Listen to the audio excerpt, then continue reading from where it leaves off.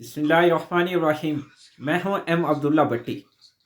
मुल्क के अंदर इस वक्त निगरान सेटअप के हवाले से जो बात गश्त है उसके अंदर ज़्यादा यानी कि बातचीत मीडिया के ऊपर और उसके हवाले से पॉलिटिकली पार्टीज़ अब उस हवाले से ज़्यादा बातचीत शुरू हो गई है और मुल्क के अंदर एक निगरान सेटअप के हवाले से बातचीत की जा रही है, जिसके ऊपर पीटीआई ने यह वाज़ेह मौक़िफ़ इख्तियार किया है कि हम इन निगरान सेटअप को किसी सूरत कबल कबूल नहीं करेंगे।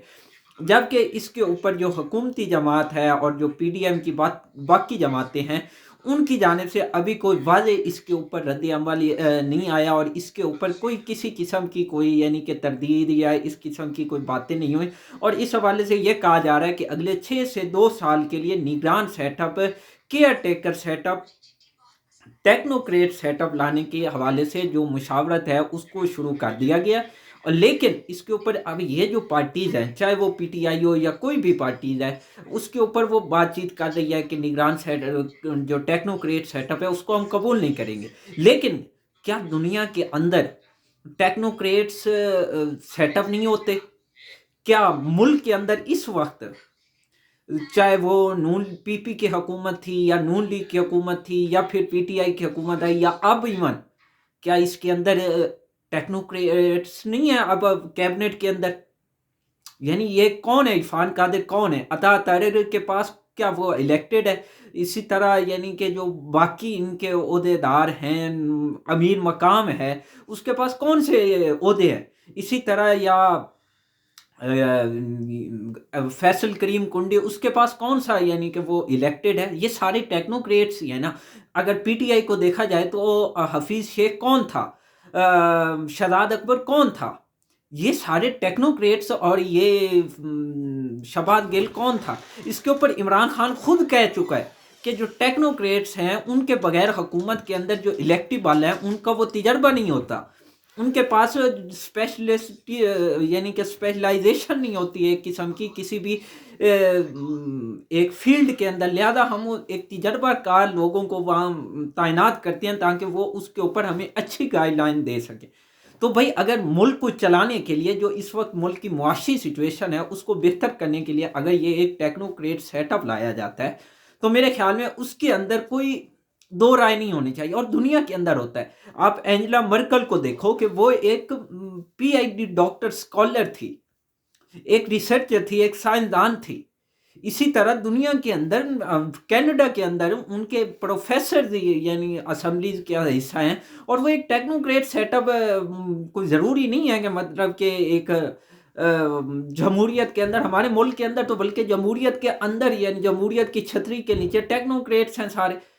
क्या आज किस जिस चाहे वो पीपी की हुकूमत ले लें, उस दौर में भी हफीज शेख और ये सारे क्या थे? क्या ये इलेक्टिबल थे? ये सारे टेक्नोक्रेट्स थे ना। अगर वो कबूल हैं तो एक प्रॉपर टेक्नोक्रेट्स वजीर आजम क्यों नहीं कबूल होता इन लोगों को? यानी कि ये फिर अपनी सियासी दुकान और अपनी कुर्सी के ऊपर जो एक बैठने की जो इनकी एक लत है, जो इनका नशा है, वो उसकी खातिर ये मुल्क को दांव पे लगाने के लिए तैयार होते हैं।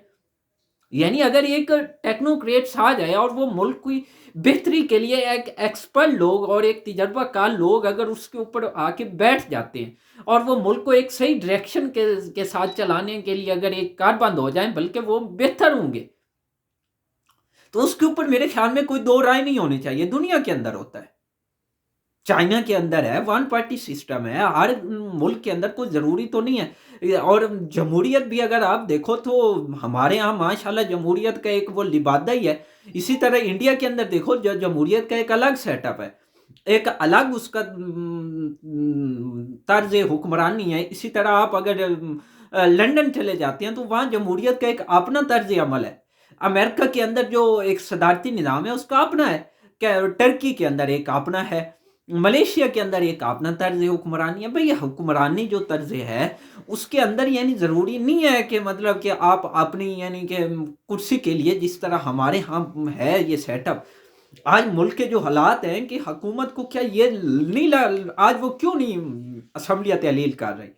यही ये सब कुछ कहते थे ना कि ये कर दो वो कर दो। और ये मरियम नवाज का वो ट्वीट्स मेरे सामने मौजूद है इस वक्त, जिसके अंदर उसने कहा था یہ ٹویٹس اس کا ہے 20 اکتوبر 2020 کا، کوئی زیادہ دور کی بات نہیں ہے، یہ 2 سال قبل کا ہے، جس میں اس نے عمران خان کے اوپر، عمران کی حکومت کو تنقید کا نشانہ بناتے ہوئے کہا تھا کہ آپ کی دوائی، آپ کی روٹی، آپ کی بجلی مہنگی ہونے سے صرف اس حکومت کو فرق پڑے گا جو آپ کے ووٹ سے اقتدار میں آئی ہو۔ آپ کی مرضی کے خلاف آئی حکومت کبھی آپ کی خیر خواہ نہیں ہو سکتی۔ تو میں آج پوچھنا چاہتا ہوں، آج یہ کیا سب کچھ، دوائی سستی ہے، روٹی سستی ہے، ملک کی تاریخ کی بلند ترین، یعنی تاریخ میں پہلی مرتبہ 25 کی روٹی اور 35 کا نان ہو چکا ہے، یہ ملک کی تاریخ میں پہلی مرتبہ، اور اسلام آباد کیپٹل کے اندر ملک کی تاریخ میں پہلی مرتبہ 150 یعنی 150 روپے کلو کا آٹا پہنچ چکا ہے۔ تو محترمہ، یہ آپ خود ہی پھر فیصلہ کر لیں۔ آپ نے ٹویٹس پی ڈی ایم کے اپنے جو کاربندہ ہیں، جو ان کے اپنے بیانات ہیں، وہی ان کا دفاع کرنے کے لیے، یعنی کہ پی ٹی آئی کو اپنا دفاع کرنے کی ضرورت ہی نہیں ہے، وہ انہی کے بیانات دہرا سکتی ہے، اور پی ڈی ایم کے لیے یہی کافی ہے۔ تو اب یہ خود فیصلہ کر لیں کہ کون خیر خواہ ہے اور کون خیر خواہ نہیں ہے۔ تو میرے خیال میں جو نگران سیٹ اپ ہے، وہ اگر ایک تجربہ کار اور صحیح معنوں میں ملک کی خدمت کرنے کے لیے اگر ان کو تعینات کیا جائے تو میرے خیال میں اس میں کوئی دو رائے نہیں ہے۔ اگلی جو خبر ہے وہ یہ خبر ہے کہ ایم کیو ایم کا جو اجلاس ہے ایک بار پھر ہے، اس میں مجھے جو لگتا ہے کہ، اور وہ یہ ہے، آگے چل کے بتاتا ہوں، بلکہ پہلے یہ ہے کہ ایم کیو ایم کا آج رات 11 بجے ایک اجلاس ہونا ہے۔ جب یہ ویڈیو اپلوڈ ہوگی، چونکہ ابھی جب میں ریکارڈ کر رہا ہوں تو ابھی چونکہ 11 نہیں بجے ابھی ٹائم ہے، تو 11 بجے آج گورنر سندھ کامران ٹیسوری کی قیادت میں ایک وفد جائے گا پی ایس پی قیادت سے ملنے، مصطفیٰ کمال سے، اور وہ ایک دوبارہ ری یونائٹ ہونے کی کوشش کرنے کے حوالے سے جو بات گشت ہو رہی ہے کہ ایم کے ایم کو دوبارہ اکٹھا کیا جائے، اور ایم کے ایم کے جو تمام دھڑے ہیں، یعنی کہ تمام جو سٹیک ہولڈر ہیں ایم کے ایم کے، ان کو ایک پلیٹ فارم کے اندر لایا جائے، جس میں فروخ ستار ہے، مصطفیٰ کمال ہے، آفاق احمد ہے، ان سب کو اکٹھا کیا جائے گا۔ اور حتیٰ کہ پی پی کے جو لوگ ہیں، عبد القادر پٹیل، شرجیل انعام میمن، اور اسی طرح ان کے جو دیگر قیادت ہے، وہ ان کی جانب سے بھی یہ رد عمل آ چکا ہے کہ ایون اگر ایم کے ایم کے جو بانی الطاف حسین اگر وہ واپس پارٹی کو جوائن کر لیتے ہیں، فیصل کریم کنڈی نے یہ کہا ہے، تو ہمیں کوئی اس کے اوپر اعتراض نہیں ہے۔ یعنی اب یہاں سے اندازہ لگاؤ، اگر پی پی کو اعتراض نہیں ہے تو کیوں نہیں ہے؟ پی پی کے لیے تو سب سے بڑا، اگر یہ اکٹھے ہو جاتے ہیں تو سندھ میں ان کے لیے مشکلات پیدا ہو جائیں گی سیاسی حوالے سے، لیکن اس کے باوجود یہ کیوں اکٹھے ہو رہے ہیں؟ کیا یہ عمران خان کو ڈیمیج کرنے کے لیے تو یہ پورا پلان نہیں رچایا جا رہا؟ مجھے لگتا ہے کہ یہ عمران خان کو اکٹھا، اس کو یعنی کہ ڈیمیج کرنے کے لیے سندھ کے اندر یہ سب کو اکٹھا کیا جا رہا ہے۔ یعنی کہ ایک الطاف حسین جیسا آدمی بھی، اس کو بھی، یعنی کہ پی پی جیسی پارٹی بھی اس کو قبول کرنے کے لیے تیار ہے کہ اگر وہ واپس آ کے پارٹی کی قیادت کرنا چاہتے ہیں تو وہ کر سکتے ہیں۔ کیوں؟ کیا الطاف حسین نے پاکستان کے جو سیکیورٹی کے ادارے ہیں، پاک افواج جیسے ادارے ہیں، ان کے بارے میں کیا کچھ نہیں کہا؟ کراچی کے حالات کے ذمہ دار کیا الطاف حسین نہیں ہے؟ بلدیہ فیکٹری جیسا سانحہ کیا وہ الطاف حسین کی وجہ سے نہیں ہوا؟ یعنی اس طرح کے جو بڑے بڑے، اور کراچی کا جو امن ہے، جو ایک کال پہ پورا کراچی پیک اپ ہو جاتا تھا، جیم ہو جاتا تھا، کیا اس کو پھر، یعنی کہ وہ کراچی والے حالات، اس کو ری شیپ کیا جا رہا ہے؟ کیا اس کو دوبارہ ریسائیکل کیا جا رہا ہے؟ کیا کراچی کے لوگ اس چیز کو قبول کریں گے؟ تو میرے خیال میں اس کے پیچھے کیا، یعنی کہ یہ صرف عمران خان کو ڈیمیج کرنے کے لیے تو یہ پورے پلان نہیں تیار کیے جا رہے۔ اور آج مصطفیٰ کمال جو بڑے چیمپئن بنتے تھے، ایم کے ایم یہ ہے فلاں ہے، آج وہ اگر بات چیت کر رہے ہیں تو کیوں کر رہے ہیں؟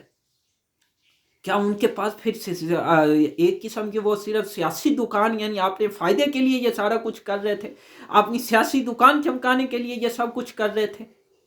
اور دوسری جانب ماشاءاللہ ملک کی خزانے خالی ہیں، لیکن حکومت کے کیا کارنامے ہیں؟ انہوں نے آج تقریباً 1 خرب کا ترقیاتی بجٹ جو ایم این اے ہیں ان کو جاری کر دیا۔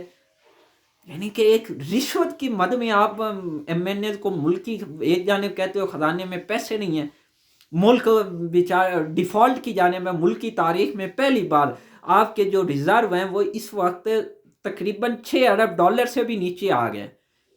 آپ کے پاس ملک دیوالیہ ہونے کے قریب ہے، لوگوں کو کھانے کے پیسے نہیں، تنخواہیں آپ خود خزانہ آفس کے لوگ بتا رہے ہیں کہ جنوری فیب کے اندر لوگوں کو ٹائم پہ سرکاری ملازمین کو تنخواہیں نہیں مل سکیں گی، لیکن یہ ماشاءاللہ آپ نے منجنی بیچے جا رہے ہیں. یعنی آپ نے سیاسی دکان چمکانے کے لیے یہ کسی بھی حد تک جانے کے لیے تیار ہے. اور 1 خرب کا ترقیاتی بجٹ وہ کس مد میں کیوں جاری کیا جائے؟ صرف اس وجہ سے کہ وہ ایم این اے آپ کا ساتھ دیں ایک رشوت کی مد میں، تاکہ اس کے اندر سے وہ کمیشن لیں، کرپشن، کک بیکس اور یہ وہ سارا ان کی زبان بندی کی جائے، تاکہ وہ ہمارے خلاف نہ بولیں. جو ہمارے یہاں کے ماشاءاللہ پی ڈی ایم کا جو لیڈرشپ کے جو فیصلے ہیں اس کی وجہ سے جو سیاسی نقصان ہوا ہے ان کو، کیونکہ ان کو پتہ ہے کہ اگلا الیکشن کس نے جیتنا ہے، سب کو معلوم ہے. لہذا ان کو اپنے ساتھ رکھنے کے لیے یہ ایک قسم کا رشوت کی مد میں دیے جا رہے ہیں پیسے. تو آخر میں پلیز چینل کو سبسکرائب کر لیں اور بیل آئیکن پہ کلک کریں تاکہ ہر آنے والی ویڈیو آپ تک بر وقت پہنچ سکے. شکریہ.